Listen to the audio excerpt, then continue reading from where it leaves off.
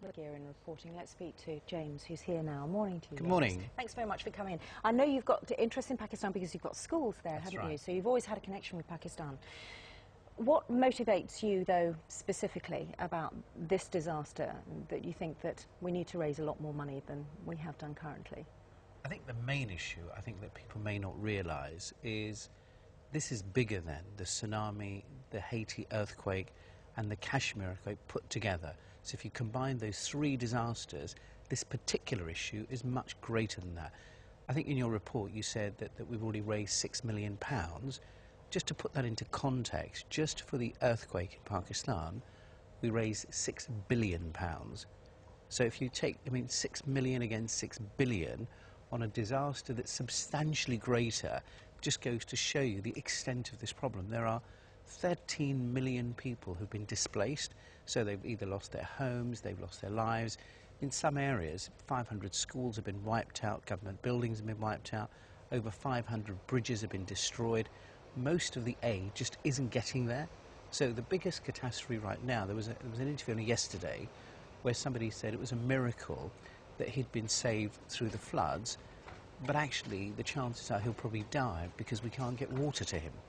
So it's actually beyond what most people appreciate. And that is part of the problem, isn't it? As the infrastructure, which was poor in many areas to start with, has been so severely damaged that even with a lot of aid, it's going to be difficult to get really that aid to people who need it. So how do you counteract that?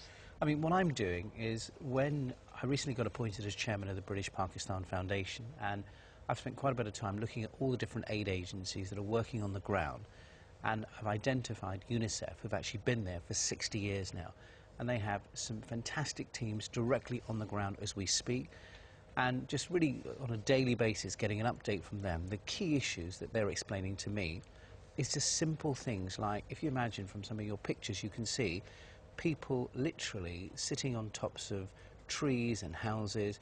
They've been there for days. This event is nearly 3-4 weeks old at this stage. These people haven't had water. The children have malnutrition.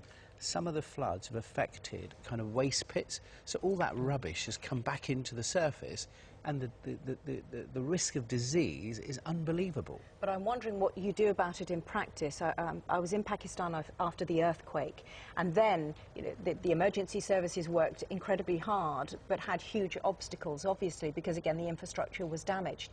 In this case, the rains keep coming and keep coming and keep coming. There seems to be no end to the disaster. I think the key challenge here is air. I think you need to get helicopters, and I think that's been the biggest challenge of all the aid agencies, to physically access some of these villages. I think there is quite a lot from both the UK and the US in relation to providing helicopters. I think for me right now is making sure that the aid agencies on the ground get the support that they need, and unless both, I suppose nationally and internationally, if you just remember the number, £6 billion was for one disaster, and we've raised 6.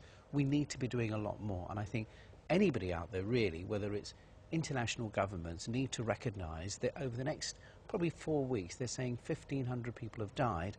I think that figure will rise by tens of thousands if we're unable to get the support needed. All right, James. How do people donate? I think the best thing to do is DEC, obviously. Well, I think you can do that. I think the one that I'm probably the most committed to is, I think if anybody out there that really wants to help, go to the UNICEF website, which is www.unicef.org.uk/BPF. They are on the ground right now as we speak. Just to give an idea, £30 gives enough vaccination for 45 families. £50 gets water kits for 5 families, so £10 per family, and we are talking about literally saving lives here. This is not just about helping people, but this is a critical issue. James, thanks very much. Thank you, Caan. James mentioned the UNICEF appeal. Also, you can contribute through the Disasters Emergency Committee's Pakistan appeal, and details of that are on the BBC's website. Thank you very much. Thank you. The time is coming.